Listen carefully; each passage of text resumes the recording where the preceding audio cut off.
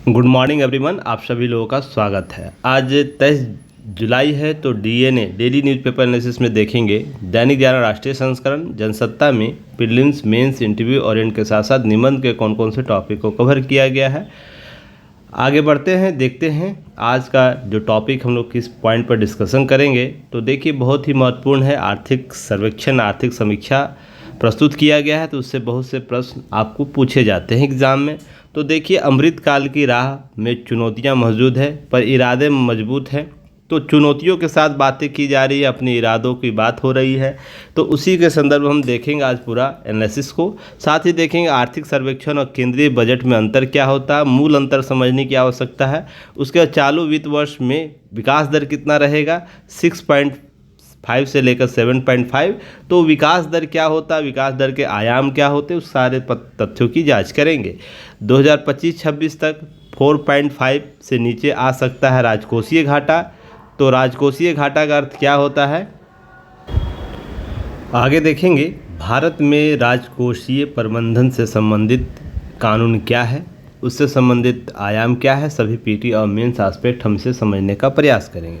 राजकोषीय परिषद क्या होती है, जिससे हम समझेंगे राजकोषीय घाटा का नियंत्रण से संबंधित बातें की जाती है, समीक्षा की जाती है। नेक्स्ट टॉपिक में देखेंगे अर्थव्यवस्था की गति को दे रहा है डिजिटल पब्लिक इंफ्रास्ट्रक्चर। तो इससे संबंधित क्या आंकड़े आए हैं, साथ ही साथ इसके लिए क्या क्या हम लोग उपाय कर सकते हैं जिससे इस इंफ्रास्ट्रक्चर और भी मजबूत हो। कौशल विकास की दिशा सही है, मंजिल दूर है फिर। तो दिशा क्या है, दिशा जो प्रधानमंत्री कौशल विकास योजना जो चलाई जा रही 1.0, 1.2.0, 3.0, इससे संबंधित तथ्यों की जांच कर लेंगे। नेक्स्ट टॉपिक देखेंगे कृषि क्षेत्र में निवेश बढ़ा नीतियां बदलने की ज़रूरत है। तो निवेश को बढ़ाकर हम कैसे नीतियां बदल सकते हैं, तो इससे संबंधित पीटी एस्पेक्ट, मेंस एस्पेक्ट को देखेंगे। नवा ग्रह बनने के लिए फिर आया प्लूटो का नाम। तो क्यों हटाया गया था प्लूटो को ग्रह की सूची से, बोनस सूची में क्यों डाला गया, वर्तमान स्थिति क्या है, सभी पर हम लोग बात पर चर्चा करेंगे। नेक्स्ट टॉपिक देखें, प्रधानमंत्री का गला घोटने, आवाज़ दबाने का प्रयास हुआ है हालिया वर्षों में, ऐसी बातें की जा रही है प्रधानमंत्री के द्वारा। तो इसके सारे आयाम को समझने का प्रयास करेंगे। फिर नेक्स्ट देखेंगे महंगाई पर गौर करना बंद करे आरबीआई। तो आरबीआई को किस प्रकार का दिशा निर्देश दिया जा रहा है, जो मौद्रिक नीति से संबंधित बातों की जा रही है। तो सभी आयामों को देखने का प्रयास करेंगे। फिर साथ में देखेंगे मौद्रिक नीति समिति क्या होती है, एमपीसी क्या होती है, इससे संबंधित कुछ प्रश्नों को देखेंगे। मेंस के कुछ प्रश्नों को देंगे जो आप लोग का होमवर्क रहेगा। साथ ही देखेंगे आज का संपादकीय, जिसमें बात होगी सीमाओं पर गंभीर संकट है, बांग्लादेश के साथ भारत की चुनौतियां क्या है। इस सारे एस्पेक्ट को पीटी, मेंस, इंटरव्यू, ओरिएंट हम देखने का प्रयास करेंगे। चलिए आगे बढ़ने से पहले लाइक शेयर सब्सक्राइब जरूर कीजिएगा, युक्ति है इसको सपोर्ट कीजिएगा। इस बार कोड को स्कैन कर आप डाउनलोड कर सकते हैं हमारा ऐप। साथ ही साथ कमेंट बॉक्स में और डिस्क्रिप्शन बॉक्स में क्या दिया रहता है, लिंक दिया रहता है। उस लिंक के माध्यम से आप ऐप डाउनलोड कर सकते हैं। साथ ही टेलीग्राम चैनल ज्वाइन कर सकते हैं, इस बार कोड को स्कैन कर भी टेलीग्राम चैनल ज्वाइन कर सकते हैं। विजिट कर सकते हैं वेबसाइट www.yuktiyis.in। जब सब्सक्राइब हो जाता है तो बेल आइकन को जरूर दबाइएगा ताकि सभी नोटिफिकेशन सबसे पहले आप तक पहुँचे। चलिए न्यूज़ पर आते हैं।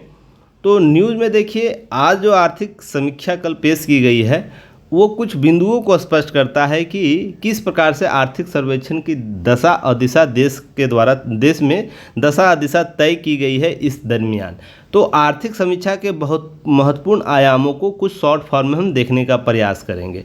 उससे पहले हम देखेंगे कि आर्थिक समीक्षा और विकास क्या होता है, आर्थिक समीक्षा और केंद्रीय बजट क्या होता है, इसको संदर्भ में समझने का प्रयास करें। देखिए, आर्थिक सर्वेक्षण होता है पिछले वित्तीय वर्ष के दौरान, अर्थात अभी मान लीजिए 2023-24 चल रहा है, मान के चलिए आप, तो इसके एक वर्ष पहले का जो आकलन है उसकी बात होगी। ठीक है, अब है कि विकास दर, अर्थव्यवस्था में हुए विकास की समीक्षा की जाती है। सरकार की नीतिगत पहलू, अल्प और मध्यम अवधि के आर्थिक संभावनाओं पर प्रकाश डाला जाता है। इस वित्तीय वर्ष के सभी आयामों की बात होती है। इसके साथ ही केंद्रीय बजट की हम बात करें तो केंद्र सरकार आगामी वित्तीय वर्ष के लिए राजस्व और व्यय का अनुमान लगाती है, अर्थात इस वर्ष अगले वित्तीय वर्ष की बात होगी, उसमें बात होगी हम राजस्व कैसे प्राप्त कर सकते हैं, उसका व्यय कैसे प्राप्त कर सकते हैं। यह केवल विकास जो हुआ, आवंटित किया गया पैसा, उससे विकास की समीक्षा की जाती है, जिसमें हम नीतिगत पहलों और अल्प और मध्यम अवधि की आर्थिक संभावनाओं पर प्रकाश डालते हैं। तो आपसे इंटरव्यू में सीधा सा सिंपल सा प्रश्न आपसे यहाँ से पूछा जाएगा कि आर्थिक सर्वेक्षण और केंद्रीय बजट का मूल अंतर क्या है। तो आप इस लाइन को एकदम याद करके रखिएगा, बस शॉर्ट फॉर्म में ये 3-4 शब्दों को वो सुनना चाहते हैं। एक, विकास की समीक्षा, नीतिगत पहलू, अल्प और मध्यम अवधि की आर्थिक संभावनाओं को प्रकाश डालता, और यहाँ पर आगामी वित्तीय वर्ष से राजस्व और व्यय का अनुमान लगाया था। ये शब्द सुनने का प्रयास करेंगे टीम। इसके अलावा अगर कुछ और भी बातें बोलते हैं वो तर्कसंगत और आपके निर्धारित समय का ह्रास करेगा, इसलिए शब्दों पर जरूर जाइएगा आप लोग। नेक्स्ट है, प्रथम आर्थिक सर्वेक्षण कब किया गया? 1950 से 51 में लोकसभा में प्रस्तुत किया गया था। अब भारत का पहला केंद्रीय बजट 26 नवंबर 1947 को पेश किया गया था। आर.के. समन शेट्टी जी जो थे उनके द्वारा पेश किया गया था। और इसमें देखिए कोई नया कर नहीं लगाया था, क्योंकि आज़ाद हुआ था देश उसी समय, तो नया कर नहीं लगाया था। समीक्षा की गई थी अब अपनी अर्थव्यवस्था की। उसके बाद 1964 से आर्थिक जो सर्वेक्षण है बजट के एक दिन पहले पेश किया जा रहा है, और आर्थिक सर्वेक्षण प्रस्तुत किए जाने के एक दिन बाद केंद्रीय बजट प्रस्तुत किया जा रहा है। तो यह ध्यान रखिएगा, 1964 के बाद ये स्थिति बनी हुई है। तो चलिए अब हम पीछे बढ़ते हैं और इसमें देखते हैं कि वर्तमान जो आर्थिक समीक्षा है उसमें कौन कौन सी मूल बातें की गई है। सारी बातें कही गई है। चालू वित्त वर्ष में देश की आर्थिक विकास दर कितना होगी? 6.5 से लेकर 7%, लगातार 7% तक ज़्यादा विकास दर जरूरी है। लगातार हम बात करें 2047 के लक्ष्यों को प्राप्त करने के लिए, तो लगातार 7% कम से कम तो आवश्यक है ही। महंगाई जो है काबू में, पर खाद्य महंगाई के बढ़ने का खतरा है, क्योंकि मैंने पिछले 2-3 वीडियो में आप लोगों को समझाया भी था खाद्य महंगाई क्यों बढ़ रही है। फिर उसके बाद 2030 में हर साल 78.5 लाख नौकरियां गैर कृषि सेक्टर में सृजित करना जरूरी है। अगर हमको आर्थिक विकास इंफ्रास्ट्रक्चर 2047 तक की बात हम कर रहे हैं, देखिए जब भी वर्तमान सरकार का मुख्य लक्ष्य है, हम जब स्वर्णिम युग में होंगे 2047 में 100वां साल हमारा होगा, तो हम उस लक्ष्य के आधार पर अपनी सारी बातें कर रहे हैं, ठीक है ना। इसलिए उसी संदर्भ में समझने का प्रयास कीजिएगा। इस वर्ष की बात नहीं हो रही है, वर्तमान 1-2 वर्ष की बात नहीं हो रही है, यह 47 को टारगेट लेकर बात की जा रही है। चीन से एफडीआई को बढ़ावा देने से होगा फायदा। चीन से, देखिए एफडीआई की बात हो रही है, चीन से फ़ायदा होगा, ये बातें हो रही है। तो क्योंकि मैंने आप लोगों को मैन्युफैक्चरिंग के बारे में बात की थी, इसीलिए किसी क्षेत्र में सुधार हुए जरूरी है। केंद्र और राज्य मिलकर सुधार करें, शिक्षा की गुणवत्ता बढ़ेगा। न्यू एजुकेशन पॉलिसी को और बेहतर करने की बात हो रही है। उद्योगों में लाइसेंसिंग और जो आपको जो इंस्पेक्शन की बोझ जो है, इन्फ्लेशन यहाँ पर लिखना होना चाहिए था, लगता है इधर हो गया, कुछ कम करने के सरकार का दिया सुझाव। तो ये इस प्रकार के दरों की बात हो रही है।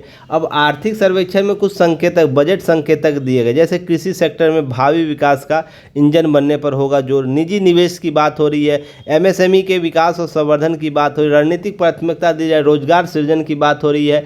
हरित प्रौद्योगिकी की बात की जा रही है। ढांचा के विकास, इंफ्रास्ट्रक्चर की बात हो रही है। ग्रामीण क्षेत्र उद्यमिता और महिला कारीगरों की बात हो रही है। उद्योगों में, वित्तीय सेक्टर में सुधारों की बात हो रही है। तो इस प्रकार से जो बजट का आएगा तो ध्यान रखिएगा, इसमें इन सब की बात हो रही होगी। इसलिए संकेतक आर्थिक बजट होता है कि अब देखिएगा इससे बाजार में खलबली रहेगी कि किस सेक्टर को ज़्यादा पैसे दिए जा रहे हैं।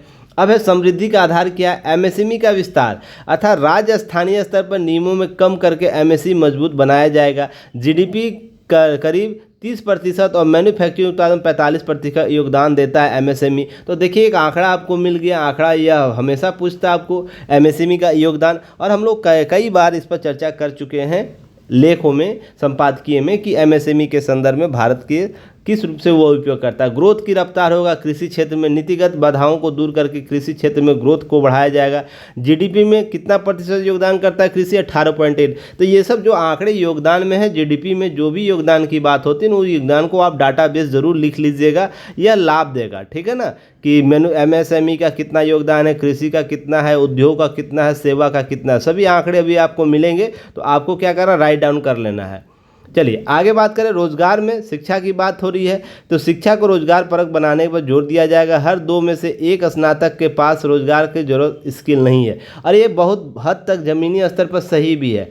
हम लोग क्या करते हैं कि हम लोग किसी दूसरे को देख के हम लोग ग्रेजुएशन कंप्लीट करते हैं, वो इंजीनियरिंग हो या तो मेडिकल हो, इस प्रकार से बहुत सी चीज़ हमारी इच्छाएँ नहीं रहती उस समय कि जब हम मैट्रिक करने के बाद, इंटर करने के बाद जब हम अपनी गोल को सेट करते हैं, अभी भी गाँव दूर दराज के लोगों के पास अपना भविष्य के संदर्भ में तथ्यगत और पूरक जानकारी नहीं है कि हमें क्या करना चाहिए। इसलिए देखते होंगे बहुत से इंजीनियर क्या होते हैं, देखा देखी में उसके गार्जियन क्या करते हैं, फलना इंजीनियर बेटा बन गया तो मेरा भी बेटा इंजीनियर होना चाहिए, डॉक्टर होना चाहिए, ये सब होना चाहिए। पर बाद में जब वो इंजीनियर बच्चा क्लासरूम में जाता है, क्लास देखता है, इंफ्रास्ट्रक्चर देखता है, अपने परिवेश को देखता है, वो बोनापन महसूस करता है, वो जैसे तैसे इंजीनियरिंग कंप्लीट करता है, फिर उसके बाद वो जनरल कंपटीशन में भाग लेने लगता है सरकारी नौकरियों में।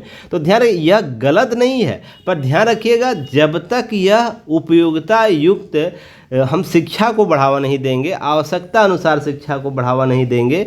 इसी में न्यू एजुकेशन पॉलिसी में क्या की गई, तो आपको बोला गया था कि अगर कोई छोड़ना चाहता है उसे छोड़कर अतिरिक्त जो नॉलेज है उसी के अनुसार ग्रेजुएशन दिया जाए, ये सब बातें हुई थी ना। तो इसलिए सरकार इस संदर्भ में बातें कर रही है। आप ज़मीनी हक धरातल पर इन सब चीज़ों को महसूस करते होंगे। फिर निजी निवेश को बढ़ाने की बात हो रही है। निजी निवेश क्या करेगा, जीडीपी में 35% किया जाएगा, जीडीपी का 35% निवेश के माध्यम से उपलब्ध कराया जाएगा। वर्तमान में निजी निवेश जीडीपी का मात्र कितना 19.6%।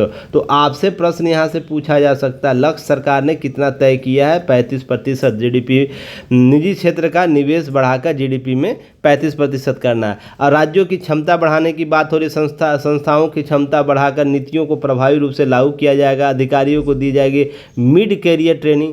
बीच में मान लीजिए ज्वाइनिंग होता है जवानी में, अब बुढ़ापे के बीच में जब 62 साल में ये जब रिटायर करते हैं उसके बीच एक कोई भी ट्रेनिंग नहीं होती है। वो इसी के संदर्भ में बीच में उनके देखते हैं कार्य क्षमता घटती है, प्रशासनिक लाल फीताशाही बढ़ती है, और बीच में आपको अहमवाद, आपको कॉन्सेप्ट एक वर्ग जन्म लेता है नौकरशाहों का, वो सब समाप्त करने के लिए क्या करना होगा, मिड कैरियर ट्रेनिंग देने की बात हो रही है। अच्छा, बीच में एक मिड कैरियर ट्रेनिंग दें जिससे हम इन सब चीज़ों से भी समस्या का समाधान कर सकते हैं। साथ ही साथ हम जिस क्षेत्र में कार्य कर रहे हैं, जिस सरकारी सेक्टर में काम कर रहे हैं, उनका बेस्ट आउटपुट हम दे पाएँ इस ट्रेनिंग के माध्यम से, यह बात की जा रही है। हरित बदलाव की बात हो रही है, जिसमें हरित वित्तीय संसाधनों को जुटाने का प्रयास, शून्य उत्सर्जन का लक्ष्य हासिल करने के लिए सालाना औसतन $28 अरब की जरूरत है। आपको 2070 का जो लक्ष्य बनाया गया भारत सरकार के द्वारा, हम शून्य उत्सर्जन करेंगे तो उसमें आपको $28 अरब की आवश्यकता है प्रत्येक वर्ष।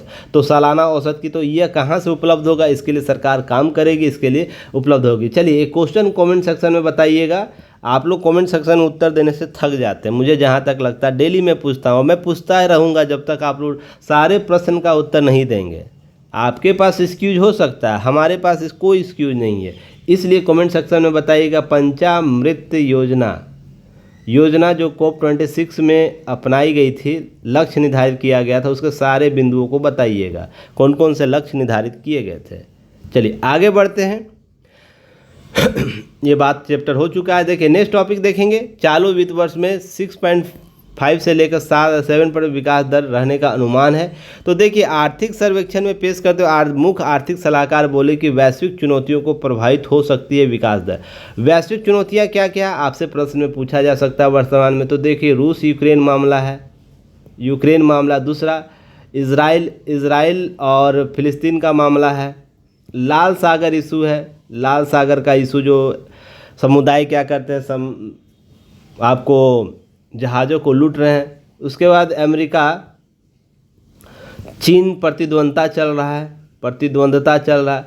फिर यूरोप और थर्ड वर्ल्ड वार, अर्थात जो हम द्वितीय वर्ल्ड की बात करते हैं, थर्ड वर्ल्ड वार की बात करते हैं, जिसमें पिछड़े देश आते हैं, उसमें द्वंद्ववाद चल रहा है कि हम क्षेत्रों का कैसे हम काम करेंगे। फिर इसी के तरीके से क्षेत्रीय अनेक मुद्दे हैं सभी का। तो वैश्विक चुनौतियां इसी तरीके से, अगर भारतीय उपमहाद्वीप में बात करें तो भारत चीन मुद्दा है, भारत पाकिस्तान मुद्दा है। इसी तरह हम अरब कंट्री में बात करें तो देख रहे हैं फिलिपीन एरिया, ये सब चीज़ें चल रही हैं। तो इस प्रकार से वैश्विक चुनौतियाँ होंगी। फिर उसके बाद जब हम बात कर करते, उससे पहले कोरोना का इशू था। तो ये सब जो इशू चल रहे थे उसके कारण प्रभावित होता है। उसके 6 वर्षों के सकल घरेलू उत्पाद में यानी जीडीपी में वृद्धि की स्थिति यह दी गई है। 2021-2020 से लेकर 24 तक हमारा जीडीपी ग्रोथ कितना रहा है, तो इसके लिए ध्यान रखिएगा, आपको आंकड़े याद होने चाहिए, ठीक है ना।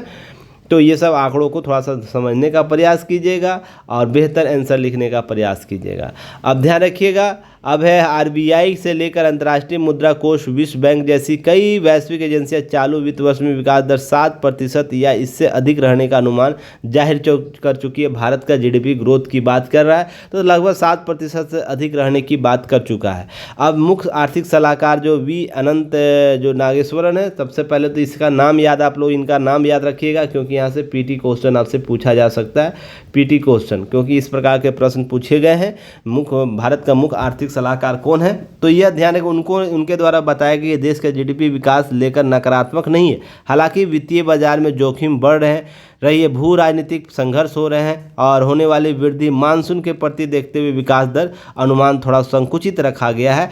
अगर इससे भी हम बेहतर प्रदर्शन कर सकते हैं, ऐसा इनकी द्वारा बातें की जा रही है। अब ध्यान रखिएगा, अगर मानसून बेहतर नहीं रहता है तो कृषि उत्पादों की सप्लाई की और कीमत प्रभावित हो, जिससे क्या वैश्विक वित्तीय बाजार में गिरावट, भारतीय कॉर्पोरेट और रिटेल निवेश क्या होंगे, प्रभावित होंगे। इसी तरह भू राजनीतिक संघर्ष, जिसमें मैंने राजनीतिक युद्धों की बात की, विकास दर प्रभावित कर रहे हैं क्योंकि उनसे बाजार क्या हो रहा है, आपको प्रभावित हो रहा है। क्योंकि यूक्रेन, आपको जानते हैं यूक्रेन विश्व के उन राष्ट्रों में शामिल जो गेहूं का निर्यात सबसे ज़्यादा करता है। रूस की बात वही उसी तरीके से तेल जो निर्यात कर रहा है, खाद्य सामग्रियों का निर्यात करता है, दूसरे देशों को देता है। तो इस तरीके से वैश्विक आयात निर्यात प्रभावित हो रहे हैं। साथ ही साथ ध्यान रखिएगा, अगर पिछले 3 वर्षों में घरेलू स्तर पर हमारी औसत विकास दर 8% रही है। अभी ध्यान रखिएगा, अभी ये सभी स्तरों पर हमारे आर्थिक विकास पैमाने मजबूत दिख रहे हैं। सेवा दोनों, वस्तु और सेवा दोनों का ही निर्यात बढ़ा है। अब ध्यान रखिएगा, गत वर्ष 0.7% हो गया था। चालू खाता घाटा जो हम लोग का होता है वो कम हो गया था। अब कर्ज में कमी आ रही है, कर संग्रह बढ़ रहा है। भारत में पूंजीगत खर्च के लेकर निजी खर्च दोनों बढ़ोतरी हो रही है, तो जिससे लाभ आपको मिलेगा। सीधा सा अर्थ बना, जितना पैसा मार्केट से हमारे मार्केट में आएगा उतना आपको इंफ्रास्ट्रक्चर बढ़ेगा, उतना निवेश बढ़ेगा, उतना ही चीज़ें बढ़ेंगे। इसलिए ध्यान रखिएगा। और अगर 1991 से लेकर वित्त वर्ष 2024 के बीच प्रति व्यक्ति आय 35 गुना वृद्धि, देखिए प्रश्न आपसे यहाँ से पूछा जा सकता है पीटी के तौर पर कि हम अगर बात करें वर्ष 1900 जब हम एलपीजी का दौर से गुजरे उसके बाद कितना प्रति व्यक्ति आय में वृद्धि हुआ, तो प्रश्न ऐसे भी पूछा जा सकता है। 1991 से लेकर 24 तक 35 गुना वृद्धि हुई। अगर 1 रुपया था उसमें, वर्तमान में 35 गुना। लोग मैं इसलिए किसी लोगों से न कभी बातें बहस हो जाती हैं कि लोग बोलते हैं कि महंगाई बढ़ रही है, पर लोग यह कभी नहीं बोलते हैं कि आपका क्या हो रहा है, प्रति व्यक्ति आय बढ़ रहा। आय के स्रोत के अन्य कारक बढ़ रहे हैं कि हम आय के अन्य स्रोत डेवलप कर पा रहे। पहले क्या होता था, कमाने का जरिया होता था कि हम उद्योगों में जा सकते हैं, कृषि कर सकते हैं, या तो फिर क्या कर सकते हैं आय बढ़ाने के लिए नौकरियों में जा सकते हैं। और भी कुछ सेक्टर थे जिसमें हम जाकर अपनी आय वृद्धि कर सकते। पर जैसे ही multimedia, social media platform develop हुई, लोग करोड़ों में कमा रहे हैं, लोग अरबों में कमा रहे हैं। तो ध्यान रखने की आवश्यकता है, लोगों की आवश्यकता के साथ साथ जो आय सृजन के तकनीक भी डेवलप हुए हैं। इसलिए प्रति व्यक्ति आय में उछाल और भी अधिक देखने को मिलेगा विगत 5-6 सालों में। इसलिए जो महंगाई का रोना रोते हैं ना, उनको अपनी आवश्यकताओं के अनुसार सबसे प्रायोरिटी में जो आवश्यकता उसकी पूर्ति की बात की जानी चाहिए। ऐसा नहीं कि आपको लगता है कि जो विश्व का सबसे अमीर देश है वहाँ पर महंगाई नहीं है। आपका जो सामान या 1 रुपया में मिल रहा है, वहाँ पर वही सामान आपको 100 रुपया में मिल रहा है। तो इसका मतलब हम उससे कम है, 100% कम के आंकड़े पर है कि हमारे यहाँ महंगाई दर है। तो इस संदर्भ को समझने की आवश्यकता है। ऐसा नहीं कि देखिए महंगाई कम होनी चाहिए, बिल्कुल सही है, पर इतना भी आपको इसका क्या नहीं करना, नेगेटिव वे से नहीं देखना। आप एक एस्पिरेंट है, इसके पॉजिटिव एस्पेक्ट को समझाने की आवश्यकता है। ये राजनीतिक हथगंडे हो सकते हैं, लोगों के थेथोलॉजी करने के तरीके बन सकते हैं, पर एक एस्पिरेंट के तौर पर आपको क्या करना है कि आपको इसके पॉजिटिव एस्पेक्ट को समझाने की आवश्यकता है। अगर हम 2047 तक प्रति व्यक्ति आय की बात करें तो कितना 14.9 लाख होने की अनुमान लगाई गई है। अगर बात करें वर्ष 2047 से प्रति व्यक्ति सालाना आय 2 लाख रुपये थी, ध्यान रखिएगा अगर हम औसत की बात करें।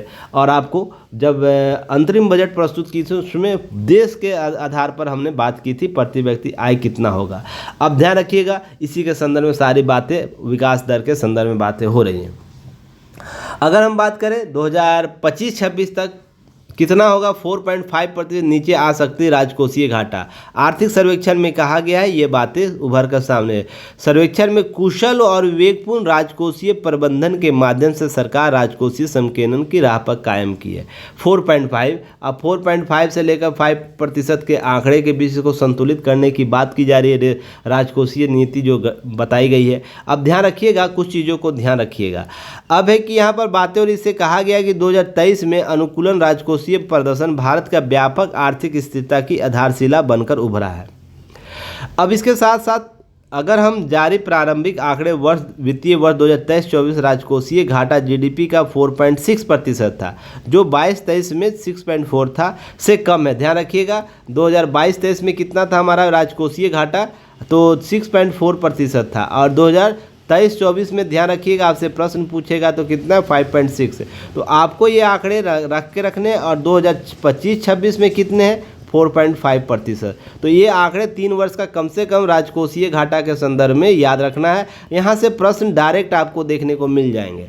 अब है इसके अलावा बातें की जा रही है आरबीआई के लाभांश के रूप में बजट में अधिक गैर कर राजस्व के बातें हो रही है, प्राप्तियाँ हुई है, ये सब चीज़ें चर्चा हो रही है। जब राजकोषीय घाटा की बात होती है तो 2-3 चीज़ें याद होनी चाहिए आप लोग। राजकोषीय घाटा का अर्थ क्या होता है, साधारण सा शब्दों में हम बात करें राजकोषीय घाटा आय में उसके व्यय की तुलना से कमी होती है। अगर हम राजकोषीय घाटा की बात करें तो सीधा सा अर्थ इसका समझिएगा, आय कितना हुआ है व्यय कितना हुआ है, इसमें उधारी घटा दीजिएगा। उधारी घटाने के बाद जो प्राप्त होगा वही राजकोषीय घाटा होगा। तो क्लियर है। अब इसके संदर्भ में ध्यान रखिएगा यहाँ पर 2 चीज़ें, यह सरकार के कुल आय और उसके द्वारा किए गए कुल व्यय के बीच का अंतर है। मान लीजिए 100 रुपया कमा रहा है उसके पास, पर वो खर्च कर रहा है 120 रुपये, तो -20 रुपये उसका क्या होगा, राजकोषीय घाटा के आंकड़े में शामिल होगा। क्लियर है। सीधा सा सिंपल है मैथ। इसमें आपको उधार घटा देना है, 120 वाले में उधार घटा कर जोड़ना है, तो वो ध्यान रखिएगा आपको ये चीज़ें शामिल होंगी। अब है ध्यान रखिएगा इसके तहत क्या एक चीज़ और आता है कॉन्सेप्ट, भारत में राजकोषीय प्रबंधन संबंधित कानून क्या है। हम राजकोषीय घाटा निश्चित रखेंगे तो उसके लिए प्रबंधन क्या है, तो सबसे इम्पोर्टेंट प्रबंधन है, इस पर मैं बार बार चर्चा पहले भी कर रखा है, राजकोषीय उत्तरदायित्व बजट प्रबंधन ढांचा, जिसको हम लोग क्या कहते हैं FRBM एक्ट बोलते हैं ना, FRBM एक्ट। तो ध्यान रखिएगा, तो इस एक्ट के तहत क्या किया गया, 2003 में लागू FRBM अधिनियम के तहत ऋण में कमी के लिए महत्वाकांक्षी लक्ष्य निर्धारित है, जिसका उद्देश्य 2024-25 तक समान सरकारी ऋण को सकल घरेलू उत्पाद का 60% से सीमित करना, उससे अधिक नहीं करना। कुल जो ऋण ले रहे हैं उसका जीडीपी का 60% तक ही सीमित रखना, उससे अधिक हम नहीं दे सकते। हालांकि बाद में राजकोषीय स्थिरता इन लक्ष्यों में भटक गई है। केंद्र को बकाया ऋण जो है केंद्र का बकाया ऋण मूल रूप से परिकल्पित सीमा को पार कर गई और अधिक ऋण उपलब्ध किए, क्योंकि आवश्यकता थी, कोरोना की स्थिति देखने को मिली थी, हम अंतर्राष्ट्रीय बाजार प्रभावित हो रहा था, ये सब चीज़ें आपको देखने को मिलेगा। अब FRBM समीक्षा समिति की रिपोर्ट 2023 जो थी तक समान संयुक्त सरकार ने ऋण जीडीपी अनुपात 60% करने की सिफारिश की थी, जिसमें केंद्र सरकार कितना लेगा 40% और राज्य सरकार 20%। इससे अधिक मात्रा में अगर ऋण लेता है कोई, अगर कर्ज ले रहा है तो राजकोषीय प्रबंधन वो नहीं कर पाएगा। इसी के संदर्भ में देखते हैं ना, जब फ्रीबीज की बात होती है, मुफ्तखोरी की बात होती है, मुफ्त में सारी चीज़ें देने की बात होती है, सीधा सा इसी की बात होगी, राजकोषीय प्रबंधन की बात होगी। और राज्य क्या कर रही है, अपने इस 20% से अधिक ऋण उपलब्ध करा रही है, ले रही है अपने बजटीय आवंटन के लिए, जिससे क्या होता है कि केंद्र पर भी दबाव बनता है, राज्य पर तो बनता ही बनता है, केंद्र पर भी दबाव बनता है, जिससे वो राजकोषीय प्रबंधन नहीं कर पाती है। और राज्य और देश दोनों स्तरों पर, केंद्र और राज्य के स्तरों पर क्या होता है, लोग कर्जदार बनते हैं। तभी आप सुनते होंगे ना, जन्म लेते कोई बच्चा 5 लाख का कर्जदार बन गया। तो इसी संदर्भ में बातें उभर कर सामने आती है। इसके अतिरिक्त हम बात करें राजकोषीय परिषद क्या होता है। पहली बार इसकी अनुशंसा, ध्यान रखिएगा, 13वें वित्त आयोग के द्वारा की गई। तो कमेंट सेक्शन में बताइए इसके अध्यक्ष कौन थे, वित्त आयोग का गठन किस अनुच्छेद के तहत होता है। बाद में 14वें वित्त आयोग ने इसे समर्थन प्राप्त हुआ। इसके बाद FRBM राजकोषीय उत्तरदायित्व और बजट प्रबंधन समीक्षा समिति ने इसका समर्थन प्राप्त हुआ और इसकी अध्यक्षता NK सिंह के द्वारा की गई थी। दूसरा, 14वें वित्त आयोग का अध्यक्ष कौन था, क्लियर है। 15वें वित्त आयोग का अध्यक्ष कौन है, तीनों का अध्यक्ष का कमेंट सेक्शन में उत्तर बताइएगा। नेक्स्ट टॉपिक देखेंगे, इसी में बात पॉइंट देखेंगे। राजकोषीय प्रबंधन जो परिषद है मूल रूप से एक अस्थायी एजेंसी है। तो आपसे प्रश्न यहाँ पीटी में पूछा जा सकता है, राजकोषीय परिषद कौन होता है, एक अस्थायी एजेंसी है। तो सरकार के राजकोषीय योजना, आर्थिक स्थिरता संबंधी मापदंडों के संबंध में किए गए अनुमानों स्वतंत्र मूल्यांकन का जनादेश प्राप्त करता है और नीतियाँ बताता है। इसके बाद निष्कर्ष होता है, पब्लिक डोमेन में डाला जाता है इसके निष्कर्ष को, ताकि लोग इसको देखें, समझें और अपना वित्तीय अनुशासन तय कर सके। क्लियर है। चलिए आगे। इस प्रकार खुली जांच सरकार के राजकोषीय नैतिकता संबंधी सही मार्ग अपनाने को प्रेरित करती है और डिफॉल्ट के लिए जिम्मेदार ठहराई जा सकती है किसी को भी। ध्यान रखिए ये सब चीज़ें चलती है। नेक्स्ट है, अर्थव्यवस्था को गति दे रहा है डिजिटल पब्लिक इंफ्रास्ट्रक्चर। सबसे पहले पब्लिक इंफ्रास्ट्रक्चर होता क्या है, कमेंट सेक्शन में जरूर बताइएगा। इसको मैंने कुछ हर बार अपने शब्दों में उपयोग करता हूँ, ठीक है ना। ऐसा नहीं कि मैं नई बातें आप लोगों को बता रहा हूँ। जो पुराने स्टूडेंट हैं, 2-4-5 लेक्चर मेरा सुन चुके हैं, उनको बेशक याद होना चाहिए कि मैं इंफ्रास्ट्रक्चर किन किन शब्दों का प्रयोग कब कब करता हूँ, किस रूप में करता हूँ, कहाँ तक करता हूँ। क्योंकि आप अगर ये सब चीज़ें नहीं समझेंगे तो चीज़ें कहीं ना कहीं फंसी रह जाएगी।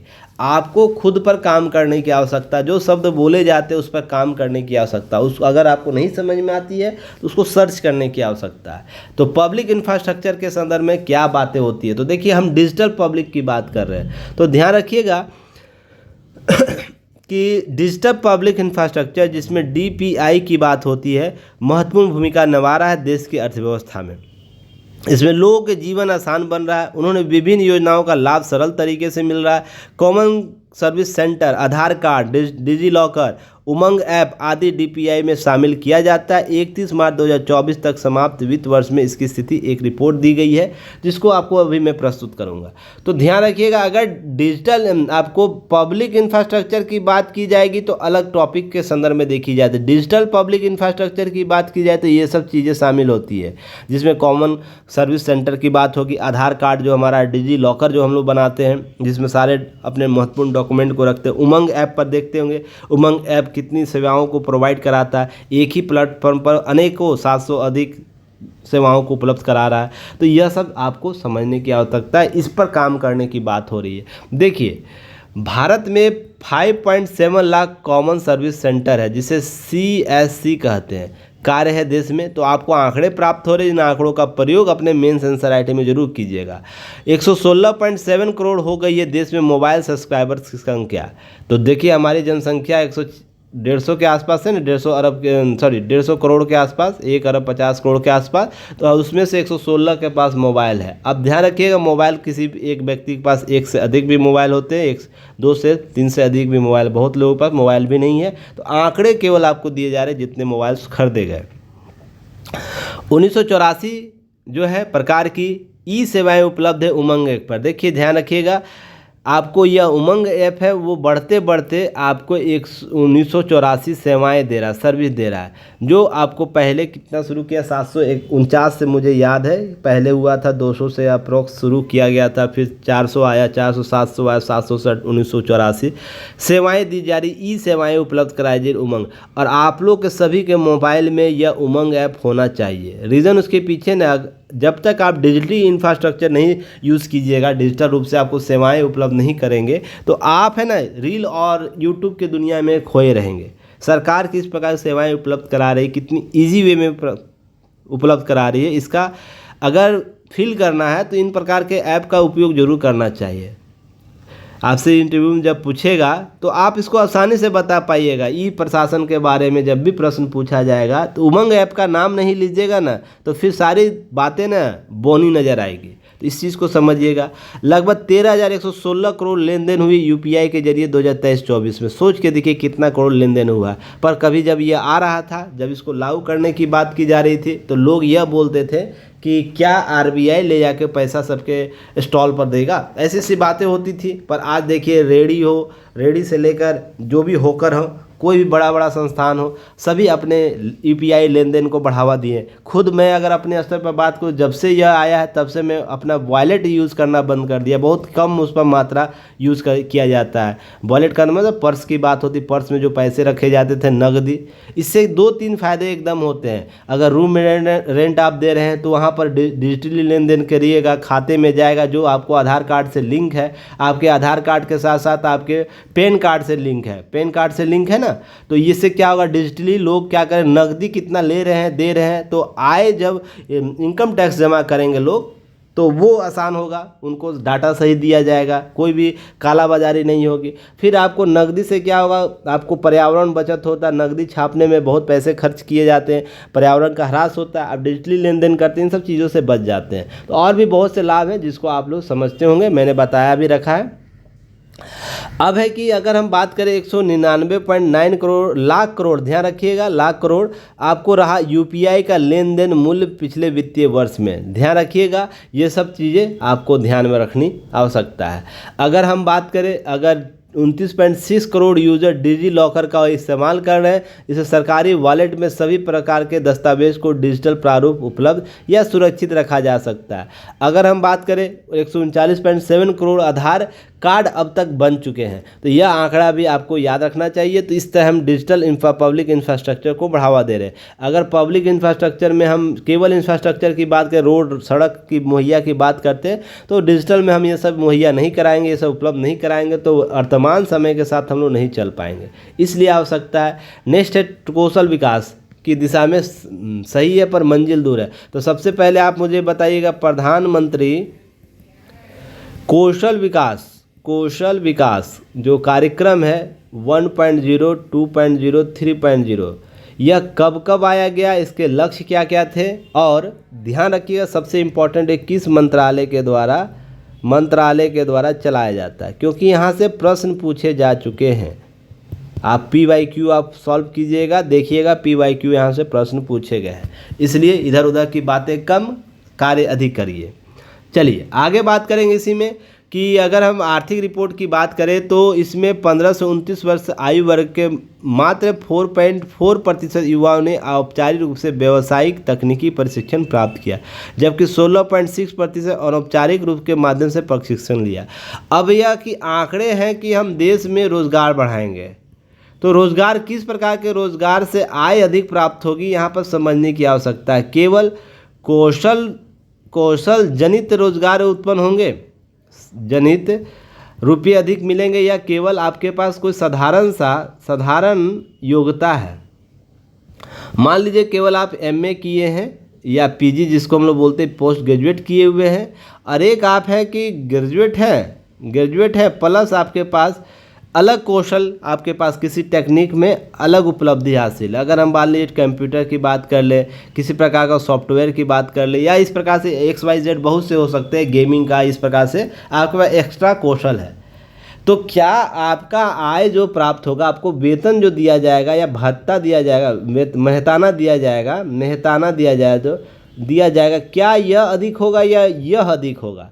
तो इम्पॉर्टेंट बात यह है इसकी आय अधिक। अगर इसको 15,000 रुपया मिल रहा है ना, तो इसको ज़रूर 25 से 30,000 मिलेंगे। तो इसीलिए कौशल विकास होना जरूरी है किसी भी बच्चे का।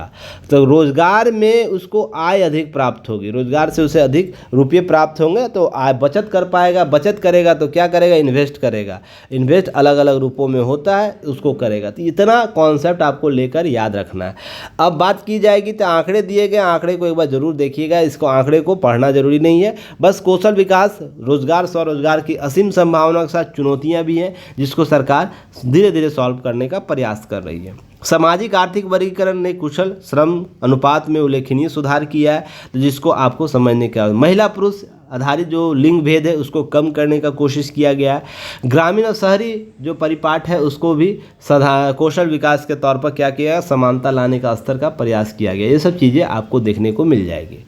अब कृषि क्षेत्र, यह इंपॉर्टेंट है, याद रखिएगा। जब भी बात होगी भारत में विकास की दर की बात होगी तो कृषि उससे पीछे नहीं होगा। कृषि भी अपने स्थान को बनाए हुए रखेगा। आंकड़े दिए गए पहले ही, कितना प्रतिशत योगदान करता है जीडीपी में कृषि, तो आपको उन सब आंकड़ों को याद रखना। क्लियर है। नेक्स्ट हम बात करेंगे इसमें कि सरकार क्या कर रही है। सरकार देखिए, ध्यान रखिए, खाद्य सुरक्षा के पोषण सुरक्षा की ओर समीक्षा रिपोर्ट में कहा गया 1960 के दशक में अब तक भारत में कैसे खाद्यान्न आयातक देश कृषि उत्पादकों का निर्यात बनने में सफल रहा है। देश अब तक पोषण सुरक्षा की ओर बढ़ रहा है। देखिए 2-3 चीज़ें याद रखिएगा। एक, खाद्य आपूर्ति, मैं इसका अर्थ पूछता जाऊँगा। एक, खाद्य सुरक्षा, एक पोषण आपूर्ति, दूसरा हो गया कॉन्सेप्ट पोषण सुरक्षा, फिर एक आत्मनिर्भरता, कृषि आत्मनिर्भरता। ये सब कॉन्सेप्ट है, सभी का अर्थ अलग अलग होता है। तो फटाफट आप लोग उत्तर बताइएगा। मैं जब आप लोगों को गरीबी पढ़ा रहा था उसमें जब खाद्य आपूर्ति की बात हो रही थी तो उस समय मैंने चर्चा कर रखा है, इसलिए आपको समझने की आवश्यकता होगी। ठीक है ना। क्या अर्थ होता है, इसका मतलब क्या होता है। अगर ये किस स्थिति पर आ जाए भारत तो वहाँ पर ये आपूर्ति समझा जाएगा। खाद्य आपूर्ति कर ले रहा है, खाद्य सुरक्षा कर ले रहा है, पोषण आपूर्ति कर रहा है, पोषण सुरक्षा कर पा रहा है, कृषि आत्मनिर्भरता प्राप्त कर लिया है। किस किस स्तर पर आएगा तो ध्यान रखिएगा। अब सुरक्षा की ओर बढ़ रहा है। ज़्यादा दालें, फल, सब्जियाँ, मोटे अनाज, दूध, मांस सब ज़रूरतें हैं, इसलिए कृषि क्षेत्र में नीतियाँ मांग आधारित होनी चाहिए। जो मांग है उसी के अनुसार कृषि की जानी चाहिए। ऐसा नहीं कि केवल धान है तो धान ही रोपो, गेहूँ है तो गेहूँ रोपो, जहाँ अगर अन्य फल सब्जियाँ हो रही वही रोपो। जिस क्षेत्र में डिमांड, अगर देश का डिमांड जिस खाद्य के लिए अधिक कर रहा, उसकी आपूर्ति करने की आवश्यकता है। अर्थात डिमांड जैसा हो सप्लाई वैसा करो, ऐसी बातें की जा रही है। अब ध्यान रखिएगा, इसी के साथ खेतीहर को उच्च मूल्य पर कीमतों मूल्य की फसलों की खेती करने की सलाह दी जाए खेतीहर को। अगर कृषि क्षेत्र में अगर बात करें कितना 40.3% आबादी को आजीविका मिलती है। तो देखिए प्रश्न आपसे यहाँ से पूछा जा सकता है कितने लोगों को रोजगार प्राप्त होता है, तो 42.3% कृषि क्षेत्र से रोजगार प्राप्त। जो मौजूदा कीमतों पर देश की जीडीपी में इसकी 8.2% की हिस्सेदारी है। अब ध्यान रखिएगा, कृषि क्षेत्र हमेशा उछाल पर रहा है। 5 वर्षों के दौरान 4.8% औसत वृद्धि दर, किंतु 2023 में इसमें अनुमान के अनुसार कृषि क्षेत्र में विकास दर 1.4% रहेगी। ऐसी बातें की जा रही है। तो हमें कृषि क्षेत्र में और भी योगदान बढ़ाने की आवश्यकता है। देखिए जैसे ही इसकी योगदान की बात होगी ना, भारत में कृषि को क्यों बढ़ाने चाहिए, मैं जब बातें होती है अगर की जाए, किसी देश की जीडीपी अगर अधिक है तो उसमें सेवा सेक्टर का योगदान अधिक होता है, सेवा क्षेत्र का योगदान अधिक होता है, उसके बाद उद्योग का होता है और उसके बाद कृषि का होता है। पर मैं बार बार बोलता हूँ कृषि क्षेत्र को आपको क्या करना है, बढ़ा कर रखना। अधिक ये अगर देगा, अधिक योगदान करेगा ना, मान लीजिए यह आपको 60% कर रहा है, 60 से 70% योगदान जिस देश में कर रहा है, ये आपको कितना कर रहा है, आपको 20%, 7, 20, 90 और ये 10 मान के चलिए, हो गया ना 100%। तो ध्यान रखिएगा सेवा सेक्टर को कम कीजिए, 60% लाइए, इसको 20 लाइए और इसको भी 20 लाइए। रीजन उसके पीछे है ना, अगर कृषि क्षेत्र मजबूत आपका रहा तो आपके देश में स्थिरता बनी रहेगी। स्थिरता, अगर मान लें किसी तरीके आपातकाल आता, जैसे कोरोना का आया, इस प्रकार से अन्य वित्तीय आपात आते हैं, जैसे मंदी का दौर आता है, तो कृषि सेक्टर आपको क्या करेगा, प्रभावित नहीं होना है। क्योंकि खाद्य आपूर्ति इम्पॉर्टेंट है। कुछ भी हो जाए लोग खाना नहीं छोड़ेंगे ना, तो इससे अन्य भी तथ्यों की मांग बढ़ जाती है। तो खाद्य आपूर्ति आवश्यकता है। तो खाद्य आपूर्ति की पूर्ति करने के लिए कृषि क्षेत्र का मजबूत होना आवश्यक है। उद्योग आपके किसी भी आपात स्थिति में कम हो सकता है, कम बढ़ सकता है, सेवा सेक्टर भी कमेगा बढ़ेगा, पर कृषि क्षेत्र हमेशा आपको अगर अधिक योगदान करता है पैरेलल तौर पर, तो आप रेशियो के अनुसार पर देश की स्थिरता को बनाए रखते हैं। जैसा कि कोरोना काल में, अगर कोरोना काल में देख रहे कृषि सेक्टर कैसे डेवलप हुआ, तो हमारा देश में कम मार पड़ा जितना अन्य राष्ट्र यूरोपीय कंट्रियों में मार पड़ा, जितना उत्तरी अमेरिकी क्षेत्र देश है उसमें जितना मार पड़ा कोरोना का, क्या भारत में उतना पड़ा था? उतना असर दिखने को मिला था। इसलिए ध्यान रखिएगा, इन सब चीज़ों के लिए आपको समझ विकसित करने की आवश्यकता है। अब है कृषि ऋण के आंकड़े 23 लाख करोड़ पार कर गए। सरकारी प्राथमिक किसान सस्ती दरों पर पर्याप्त क्या कर रहे, नजदीकता है 1950 में कृषि क्षेत्र में गैर संस्थागत ऋण उपलब्ध हो रहा है 90%। आज 23 ये सब आंकड़े हैं, याद रखिएगा। किसान क्रेडिट कार्ड के तहत ऋण उपलब्ध कराए जा रहे हैं। तो ये सब चीज़ें आपको उपलब्ध होनी चाहिए, जानकारियाँ।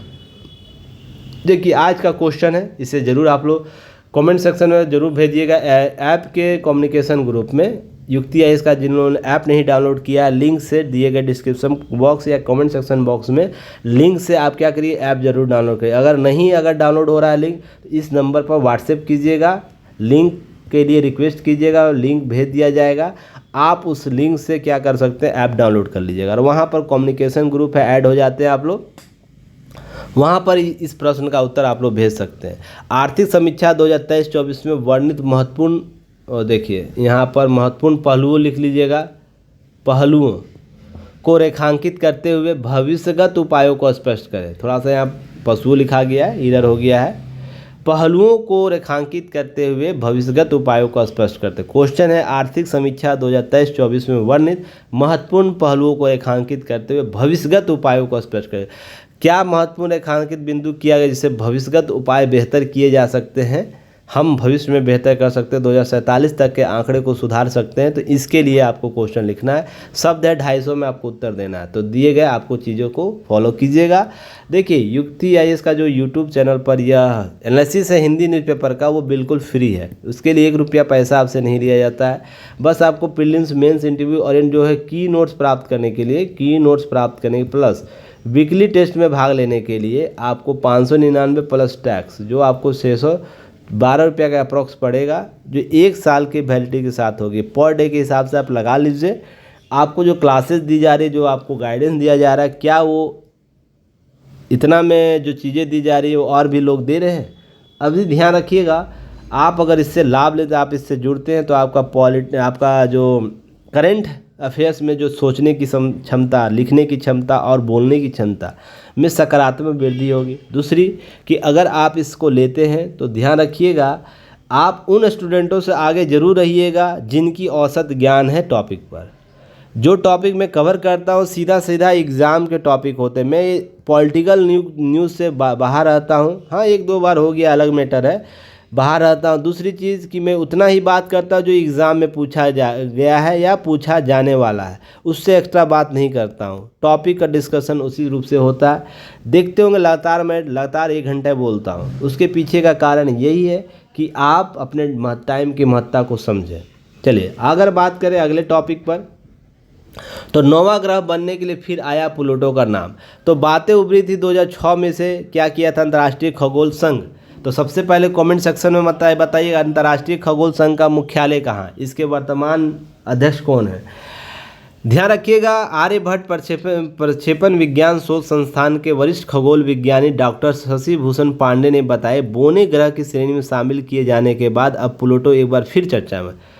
ग्रहों के मानक परिभाषा के आधार पर 18 वर्ष पहले प्लूटो को ग्रहों की श्रेणी से निकाल दिया गया, क्योंकि बोला जा रहा था कि यह है न दूसरे ग्रह के क्या करता है, परिक्रमा के रास्ते को काटता है, जिसके कारण यह ग्रह की श्रेणी वाला जो मानक है उससे बाहर है।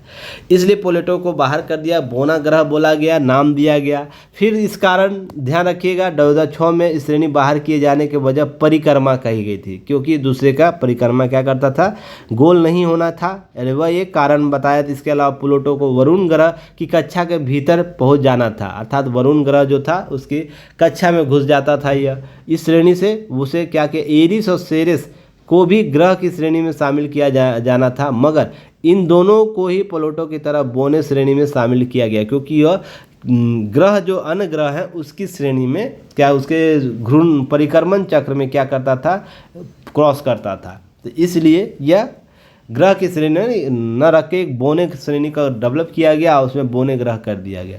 1930 में प्लूटो की खोज होती है। डॉक्टर पांडे के अनुसार प्लूटो की खोज कब की गई थी, 18 फरवरी 1930 को। पृथ्वी के 247.6 वर्ष के बराबर इसका 1 वर्ष होता है। तो ध्यान रखिएगा, आपको यह सब आंकड़े याद रखने हैं। फिर यह सूर्य के करीब आने में कितना है 4.5 अरब की किलोमीटर की दूर होता है। सूर्य से इसका अधिकतम दूरी 7.4% है।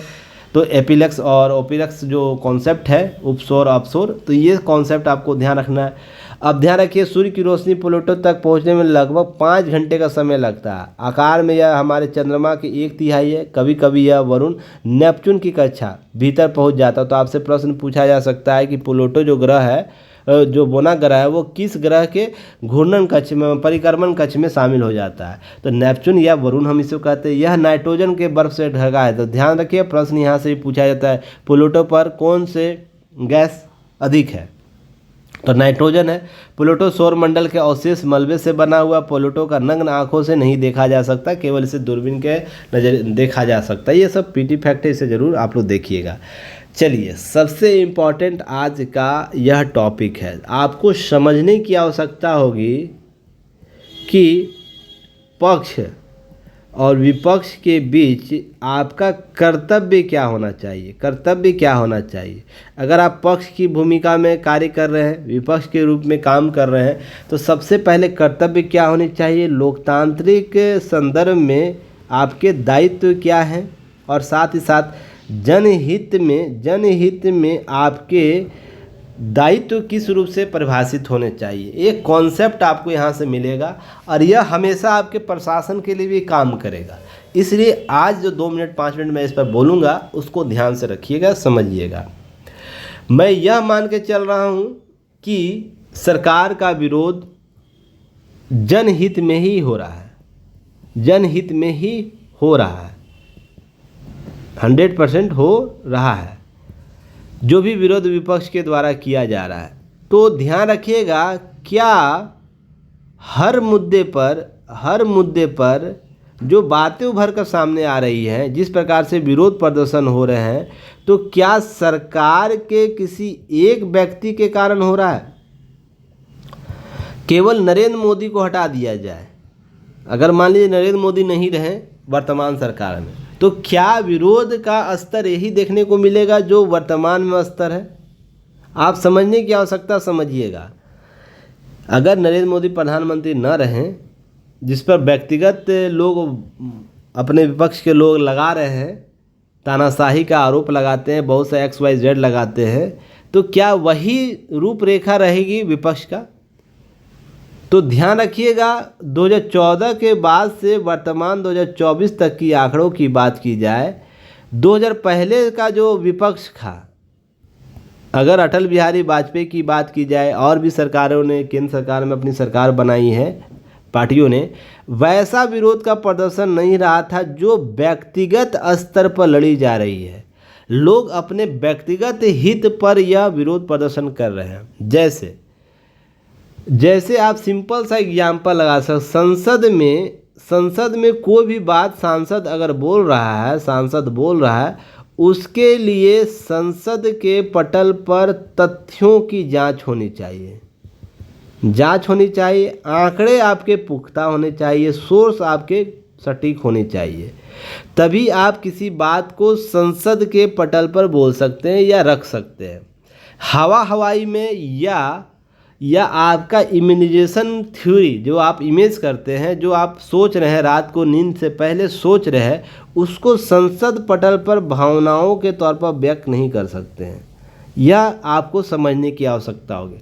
हाँ, संसद के बाहर अपनी भावनाओं को किसी भी रूप में आप स्पष्ट करते हैं, आप स्वतंत्र हैं, पर जैसे ही संसद के पटल पर आते हैं, आपके पास उस बात को रखने के लिए तथ्य सही होने चाहिए, आंकड़ों से मिला होना चाहिए, उसके लिए रिव्यू आपको देनी होगी, आपको समितियों से परमिशन लेनी होगी। ऐसा नहीं कि हवाई के बाद जैसे ही एक व्यक्ति यह बोलता है कि हिंदू हिंसा, बहुत से हिंदू क्या कहते हैं, हिंसावादी होते हैं, तो आपने केवल एक पक्षीय बात की। एक मुस्लिम का मैं वीडियो कल देखा, बहुत ही बेहतर था वो मुस्लिम का विचार। जब बुरहान वानी, जब अफजल गुरु, जब संसद पर हमला हुआ, मुंबई में हमला हुआ, और भी जगह आतंकवादी हमला हुआ, तो क्या विपक्ष के लोगों ने उस धर्म को हिंसा से जोड़कर बताया था? आप समझिएगा। देखिए, हिंसा कोई पार्टी विशेष या तो धर्म विशेष, पंथ विशेष धारणा में नहीं बटी हुई है। हिंसा का मूल मकसद होता है जो वर्तमान में विकास हो रहा है, जो वर्तमान में धारणाएं विकसित हो रही हैं लोकतंत्र के बीच में, उसको रोकना है। उसको पार्टी से, उसको धर्म विशेष से कोई लेना देना नहीं होता। वो केवल इसलिए होता है कि जो विकास हो रहा है, जो धारणा विकसित हो रहा है, लोग अपने अधिकारों की बात कर रहे हैं, लोग अपने सशक्त होने की बात कर रहे हैं, तो उसके मार्ग को रोकने की बात हो रही है। जहाँ भी आतंकवादी घटना हो रही है, इसके मूल में आप जाइएगा, वहाँ पर यही 2-3 शब्द आपको मिलेंगे, विकास और उससे संबंधित लोकतांत्रिक ढांचा। अब है कि जब यहाँ पर हिंसा नहीं जोड़ा गया, जब विपक्ष के लोगों के द्वारा, तो फिर दूसरे को आप कैसे जोड़ते हैं? इसके लिए आंकड़े आपके पास हैं, कम से कम इसके तो आंकड़े आपको मिल जाएंगे। कैसे मिलेंगे आंकड़े? जब आप आतंकवादी घटना हुई तो उसमें नामों के आधार पर आप आंकड़ा प्राप्त कर सकते हैं। यहाँ पर भी कुछ वर्गों के, इस हिंदू में कुछ ऐसे वर्ग भी है जो हिंसा करते हैं। इसका मतलब क्या वो सारे हिंदुओं का प्रतिनिधित्व कर रहे? जैसे हम यहाँ बात करते हैं कि सारे मुस्लिमों को हम हिंसक नहीं बताते हैं, तो आप क्या कर रहे हैं? आंकड़ों के साथ खेल रहे हैं, आंकड़ों के साथ खेल रहे हैं, जो संसद के पटल पर आप नहीं इसको बर्दाश्त किया जा सकता है। इसलिए इन सब चीज़ों को समझने की आवश्यकता है। अब गला कैसे घोटा जा रहा है एक प्रधानमंत्री का, आपको समझिएगा नकारात्मक राजनीति में। यहाँ पर 2-3 चीज़ें ध्यान रखिएगा। प्रधानमंत्री नकारात्मक राजनीति में अपनी विफलताओं को छिपाने के लिए संसद का दुरुपयोग करने का आरोप लगाया। कहा संसद किसी भी दल के लिए नहीं बल्कि देश के लिए होता है। यह बात सोचने की आवश्यकता है। आप दल विशेष होकर अपने एजेंडे को पूरा नहीं कर सकते कि आपका XYZ दल है, उसकी अपनी अपनी क्या है, राय है, और उस राय को थोपना देश की संसद पर नहीं होगा। आपके विचार है, आप राजनीतिक तौर पर व्यक्त कर सकते हैं बाहर, पर संसद में आप कार्य गतिविधि के आधार पर ही किसी का विरोध कर सकते हैं, किसी का क्या कर सकते हैं, समर्थन कर सकते हैं। अगर कार्य बेहतर है तो समर्थन करने की आवश्यकता, उस पर बहस कीजिए, उस पर अपने विचार रखिए, कुछ संशोधन की बात रखिए, ये सब किया जा सकता है और यह स्वागत योग्य होगा किसी भी देश के लोकतांत्रिक परिवेश में। पर क्या आप किसी कार्य की, जैसे अभी हाल ही में एक बिल पास किया गया था जिस पर मैं आप लोगों को शायद महिला बिल पास किया गया था ना, तो देख रहे होंगे कि संसद के पटल पर कुछ बातें नकारात्मक आ रही थी, नेगेटिव बातें आ रही थी। बहुत सी बातें पक्ष वाली आई, बहुत सी पार्टियों ने पक्ष में बातें रखी, कुछ ने नेगेटिव बोली। सीधा सा उनके संदर्भ से प्रश्न होना चाहिए था, इसमें संशोधन कराने की बात करते, कुछ सुझाव देते, बहुत अच्छा बात होता। पर नेगेटिव आचरण के रूप में व्यवहार करना कहीं ना कहीं क्या करता, आपके दलीय स्वरूप को स्पष्ट करता। ये बातें हुई। अब है कि लोग संसद के पिछले सत्र में के दौरान लोकसभा विपक्ष के 2.5 घंटे तक देश के प्रधानमंत्री गला घोटने का प्रयास किया। जब वो भाषण दे रहे थे, चर्चा कर रहे थे, अपनी बातों को रख रहे थे, उस दौरान की बात हो रही है। मोदी ने कहा, प्रधानमंत्री ने कहा, लोगों के लोकसभा चुनाव में अपना फैसला दे दिया है, अब सभी राजनीतिक दलों को अगले 5 वर्ष तक मिलकर काम करना। कितनी अच्छी बात इनके द्वारा बोली गई है। फैसला हो चुका है राजनीतिक तौर पर, आपको दायित्व दिया गया है एक सांसद के तौर पर उनकी जनहित मुद्दों को संसद के पटल पर रखने के लिए, उस मुद्दे से संबंधित चर्चा करने के लिए, उसमें जो भी पॉजिटिव नेगेटिव बातें उनको सामने लाने की। अब उन्होंने अपील की है कि सभी सांसदों दलों से अपील की है कि उन्होंने हाल में संपन्न आम चुनाव की ओर संकेत करते हुए कहा कि गत जनवरी से लेकर जून के आम चुनाव संपन्न होता है, हम लोग पास जितना सामर्थ्य था, जितनी लड़ाई लड़नी थी लड़ ली, जनता को भी बात बतानी थी बता दी। किसी ने राह दिखाने का प्रयास किया, किसी ने गुमराह करने का प्रयास किया, लेकिन अब वो चुनाव प्रचार का दौर समाप्त हो गया। देशवासियों ने अपना निर्णय दे दिया है। साथ ही अब चुने हुए सभी सांसद का यह कर्तव्य होता है, सभी राजनीतिक दलों का विशेष जिम्मेवारी होती है आने वाले 5 सालों में देश के लिए काम करना, देश के लिए लड़ना है, देश के लिए जूझना है, देश के लिए एक होकर काम करना है। तो ये सब बातें जो उभर कर सामने आ रही, क्यों हो रही है, सोच के देखिएगा। आप एक राजनीतिक विश्लेषक के तौर पर नहीं, एक आम जनता के सृजन आवश्यकता के तौर पर उसकी आवश्यकता क्या है, सृजन आवश्यकता क्या है उसके तौर पर। क्या सभी को मिलकर काम करने की आवश्यकता नहीं है? ऐसा नहीं कि भाजपा जब विरोध पार्टी बनेगी, विपक्ष की पार्टी बनेगी कभी भी, तो उसकी नेचर चेंज हो जाएंगे। ऐसे ही उसको भी करने की आवश्यकता है, उसको अपनी नेचर बदलने की आवश्यकता नहीं। मुद्दों पर बात कीजिए, जो बहस हो रही है संसद में, जो विषय पर बात हो, संशोधन की बात कीजिए, पॉजिटिव से नेगेटिव बातों रखने की बात करें। अब ये नहीं कि हमने चुनाव में ये फैसला दिया, वो फैसला दिया, अब वो सब चीज़ें छोड़ने की आवश्यकता है। ये बातें की जनवरी 2029 में चुनाव का वर्ष होगा, आप उसके बाद जाइए मैदान में, सदन का भी उपयोग करना है कर लीजिए। वह आम चुनाव से पहले के 6 महीने जो खेल खेलने हैं खेल लीजिए, लेकिन तब तक सिर्फ और सिर्फ देश के गरीब, किसान, युवा, महिलाओं के सशक्त करने के लिए जन भागीदारी, जन आंदोलन खड़ा 2047 के सपने को पूरा करने के लिए काम करें। अब ये चीज़ें समझने वाली बात होगी, आपको समझने का, व्यक्ति विशेष को समझने की आवश्यकता है, विरोधी पक्षों को समझने, विरोधी मानसिकता वाले लोगों को समझने की आवश्यकता है कि हमने लक्ष्य बना रखा 2047 तक हम ये अचीवमेंट प्राप्त करेंगे। उसके लिए सभी समग्र प्रयास क्या कर सकते हैं, हम में राष्ट्रीय भावना कैसे जागृत हो सकती है, राष्ट्रीय हित हम कैसे प्रभावित कर सकते हैं, हम उसको कैसे सकारात्मक रूप से बदलाव कर सकते हैं। ये सब बातों की चीज़ की लोकतांत्रिक संदर्भ हम कैसे मजबूत कर सकते हैं, ताकि हम विश्व में जब अपने भारत की बात रखी जाए तो वहाँ पर विश्व एक सशक्त लोकतंत्र के तौर पर उभर कर सामने आए। यहाँ शैडो कॉन्सेप्ट लेकर नहीं चलिए जो यूरोपियन कंट्री में चलता है, मुंह में कुछ होता है, दांत पे कुछ होता है, जीभ पर कुछ भावनाएं रख के लेकर चलता है। वह कॉन्सेप्ट भारत में नहीं चलेगा। भारत में भावनाओं के तौर पर काम करने की आवश्यकता है कि हम राष्ट्र हित में सर्वत्र क्या कर सकते हैं, सर्वत्र क्या कर सकते हैं, आपको इसकी आवश्यकता होगी। क्लियर है? चलिए आगे बात करेंगे। अब महंगाई पर गौर करना बंद करे आरबीआई। अब यह क्या कर रहा है, आरबीआई को क्या दिशा निर्देश दिया जा रहा है? तो आरबीआई जो है भारतीय रिजर्व बैंक, तो सबसे पहले बताए किस अधिनियम के तहत इसे गठित किया गया, किस वर्ष गठित किया गया, वर्तमान में इसके गवर्नर कौन है, उप गवर्नर कौन कौन है। चलिए आगे बढ़ते हैं। इसमें बात की गई नीतिगत दर तय करने में खाद्य वस्तुओं की महंगाई पर गौर करना बंद करना चाहिए और सरकार को गरीबों पर खाने के सामान की ऊंची कीमतों का असर कम करने को उन्हें कूपन देने या सीधे नकदी हस्तांतरण पर विचार करना चाहिए। किस रूप से हम लाभ दे सकते हैं, गरीबों को आसान कर सकते हैं, खाना कम कर सकते हैं, उसके लिए बात करनी चाहिए। नकद की खाद्य वस्तुओं की महंगाई कितना बढ़ रहा है, कितना घट रहा है, आर्थिक समीक्षा रिपोर्ट में यह बात कही गई है। अब है कि हाल में महीनों में महंगाई दर में कमी आई है, लेकिन आरबीआई ने बढ़ी हुई खाद्य महंगाई का हवाला देते हुए नीतिगत दर में कटौती से परहेज किया। अर्थात नीतिगत समीक्षा की जाती है, उसमें दरों को बढ़ाया नहीं गया है, घटाया नहीं गया। दो ही चीज़ हो सकता है, जब आपका सभी चीज़ ठीक है, महंगाई दर कम हो रही तो आपको दर कम करने की आवश्यकता है, और भी चीज़ें आप इंफ्रास्ट्रक्चर के लिए काम कर सकते हैं। आरबीआई की नीतिगत दर के आधार पर ही बैंक, आवास, व्यक्तिगत और कंपनी ऋण की ब्याज तय होती है। इसलिए यह आवश्यकता है कि इसमें बदलाव करने की आवश्यकता है। भारत ने 2016 में महंगा लक्ष्य निर्धारण को लेकर रूपरेखा पेश की थी। इसके तहत रिजर्व बैंक खुदरा मुद्रास्फीति में 2% घट बढ़कर 4% रखने की आवश्यकता की थी।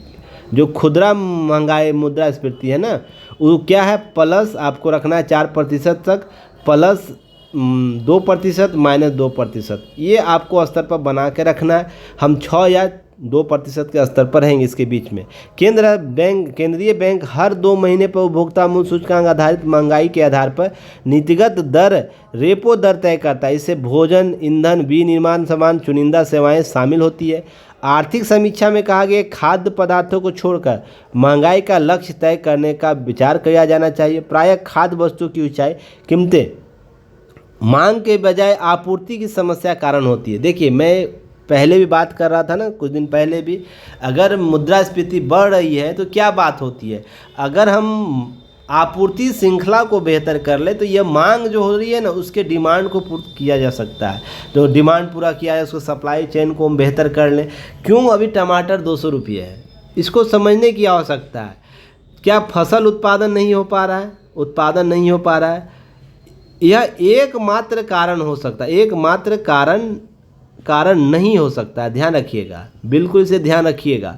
इसके अन्य कारण बहुत इंपॉर्टेंट होते हैं, जैसे समय के साथ बाजार में टमाटर का ना पहुंचना, तो समय के साथ नहीं पहुंचेगा तो टमाटर खराब होगा, क्योंकि वो बहुत जल्द खराब होता है। जिससे क्या होगा, मात्रा ऑटोमेटिक इसकी कम हो जाएगी। अगर 100 क्विंटल टमाटर उत्पादन हो रहा है, मांग है उतना ही 100 क्विंटल उत्पादन हो रहा है, पर यह लेट हो जाता है। यह मान लीजिए यह माल अगर मार्केट में 1 वीक के अंदर पहुंच जाता है तो यह मूल्य टमाटर का 20 रुपया 40 रुपया अप्रोक्स होगा।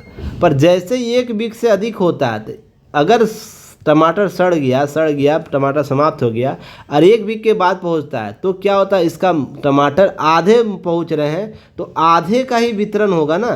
तो आधे का वितरण जब किया जाएगा तो वितरण प्रणाली में ये होता है, जिसके पास सबसे अधिक पैसा होगा उसी के लिए वस्तु बनी होती है। अब मान लीजिए 2 चीज़ समझ के आपके पास एक व्यक्ति यह है, एक व्यक्ति यह है। एक व्यक्ति के पास 20 रुपया, एक व्यक्ति के पास 100 रुपया है, तो ध्यान रखिएगा, और वस्तु मूल्य को रखा जाए 30 रुपया, तो आपको समझ में आ रहा है कौन वस्तु खरीद पाएगा? बिल्कुल यही वस्तु खरीद पाएगा, ये खरीद ही नहीं पाएगा, क्योंकि उसके लिए कर्ज 10 रुपये लेने होंगे। तो इसलिए ध्यान रखिएगा, वस्तु का मूल्य अगर कीमत बढ़ता है तो वो इसलिए बढ़ाया जाता है ना, कि जिसके पास पैसा होगा अधिक वही उस वस्तु का खपत कर पाएगा। तो जिससे किसी वस्तु का मूल्य बढ़ता है, सिंपल सा लॉजिक समझने की आवश्यकता है, इसके बहुत बड़ा रॉकेट साइंस नहीं है। इसलिए आपको क्या करना चाहिए, हमें बाजार आपूर्ति, मांग जो है ना, मांग में जो भी डिमांड की जा रही है उस तक, बाजार तक उस वस्तु को पहुंच स्थापित करने के लिए जो समस्याएं हैं उसको समाधान करने की आवश्यकता है। अब ध्यान रखिए, उसके लिए हम फसल जो डिमांड है उसकी वृद्धि कर सकते, उत्पादन वृद्धि कर सकते, समय के साथ उसको पहुंच स्थापित कर सकते, स्टोरेज कैपेसिटी हम बढ़ा सकते हैं। अगर माल अभी डिमांड नहीं उस वस्तु का, पर कुछ समय के बाद डिमांड बढ़ेगा तो उसके लिए स्टोरेज क्षमता हमको बढ़ाना होगा। फिर हमको क्या करना होगा कि हमको जो फेयर लगता है ले जाने में, वेयर हाउस से ले जाने, मार्केट में ले जाने में, ट्रांसपोर्ट चार्ज है वो कम करने की आवश्यकता है। ये सब बातें की गई है। अब है इसके अतिरिक्त ध्यान रखिए, कुछ आंकड़े दिए गए जिसको देखने की आवश्यकता है। ये सब चीज़ें उभर कर सामने आई, समीक्षा में मौद्रिक नीति सब बातें हुई हैं। अब ध्यान रखिएगा, इसके तहत आपको मौद्रिक नीति समिति क्या होती है, MPC की क्या होती है, बार इसकी उत्पत्ति कब हुई, संशोधित 2016 में RBI अधिनियम 1934 की धारा 45ZB के तहत केंद्र सरकार द्वारा 6 सदस्यीय मौद्रिक नीति समिति का गठन करने का अधिकार देता है। उद्देश्य क्या है 45ZB का? अब ध्यान रखिएगा, कहा गया है मौद्रिक नीति समिति क्या करेगी, मुद्रास्फीति लक्ष्य के प्राप्त करने के लिए आवश्यक नीति दर निर्धारित करेगी। जो RBI के अंडर में काम करती है ना, तो RBI को ही यह दायित्व दिया गया कि मौद्रिक लक्ष्य को निर्धारित करना है। मौद्रिक नीति समिति के निर्णय बैंकों के लिए बाध्यकारी होते हैं। अब इम्पॉर्टेंट यहाँ आपको ध्यान रखिए, प्रश्न पूछा जाएगा, क्या गैर बाध्यकारी होते हैं या बाध्यकारी होते हैं? ऑप्शन 2 बना के दे देगा, तो आपको यहाँ सॉल्व करने के तरीके पता होना चाहिए। दूसरा बात यहाँ पर है रचना है, इसके तहत कितने लोगों की रचना की? RBI गवर्नर पदेन अध्यक्ष होता है, मौद्रिक नीति प्रभारी डिप्टी गवर्नर होता है, केंद्रीय बोर्ड नीति बैंक अधिकारी होता है, आपको नियुक्ति 3 व्यक्ति किया जाता है। इसी प्रकार से चीज़ें होती है। इसकी संरचना 6 सदस्यीय होती है। तो आपको ध्यान रखना, आज वीडियो लंबा हो गया क्योंकि बजट आर्थिक समीक्षा था, हर मुद्दे पर बात करनी थी, तो फिर हम कल करेंगे समय के साथ। देखिए 2 प्रश्न इससे हाल ही में पूछे गए, 2017 में, 2015 में UPSC में। इस तरह ही स्टेट PCS में बहुत से प्रश्न पूछे गए, तो ध्यान रखिएगा इसका क्या प्रश्न होगा आपको यहाँ पर देखने को मिल जाएगा। RBI गवर्नमेंट बेंचमार्क ब्याज दरों को तय करता है, बिल्कुल सही है। RBI में 12 सदस्यीय निकाय है, तो बिल्कुल गलत है। वित्त मंत्री अध्यक्षता करता है, बिल्कुल गलत है। तो कौन सा कथन सही होगा? केवल A सही होगा। अगर हम बात करें, कथन सही पूछ रहा है ना जी, सही पूछ रहा है। अब भारतीय अर्थव्यवस्था के संदर्भ में लिखित विचार कीजिए। बैंक दर, खुली बाजार, सार्वजनिक राजस्व, ऋण राजस्व की बात है, कौन सा घटक इसमें शामिल होगा? केवल 1, 2, 3, 4, 1, 2, तो ऑप्शन C होगा। 1, 2 आपको शामिल होगा, बाकी नहीं शामिल होता है। तो आपको ये चीज़ें समझने की आवश्यकता होगी। प्रीवियस ईयर क्वेश्चन आपको इससे पूछे जाते हैं। आप लगातार प्रयास कीजिए, अब चीज़ों को समझने का प्रयास कीजिएगा। आगे हम लोग फिर कल बात करेंगे। आज लंबा वीडियो गला दर्द करने लगा है, फिर हम कल बात कर लेंगे। लगातार टॉपिक आता है, देखिए ये सब टॉपिक नहीं कि फिर नहीं आएगा। सीमा पर गंभीर संकट है, तो जैसे पाकिस्तान सीमा की बात हो रही, नेपाल सीमा की बात है, मालदीव के साथ बात हो रही, चर्चा अमेरिका के साथ बात हो रही होगी, चीज़ें कैसे प्रभावित हो रही है। फिर म्यांमार के साथ बात हो रही है, जो हमारा क्षेत्र है सीमा पार चीज़ें, जिससे चीन की बात हो रही है। तो ये सब चीज़ें आपको यहाँ पर समझने की आवश्यकता इस टॉपिक में आपको दी होगी। फिर हम कभी बात करें बांग्लादेश के साथ हमारी चुनौतियाँ क्या है, वर्तमान चुनौती उसके बारे में दी गई है। थोड़ा सा डिटेल आप लोग देख लीजिएगा, फिर हम कभी बात कर लेंगे इस पर, आपसे प्रॉमिस है। थोड़ा सा लगातार 1 घंटा बोले तो गला दर्द करने लगा है, तो इसलिए रेस्ट कर लेते, नहीं तो फिर दिक्कत ज़्यादा हो जाएगा। फिर चलिए मिलते हैं हम लोग कल नए न्यूज एनालिसिस के साथ। तब तक के लिए धन्यवाद। जय हिंद।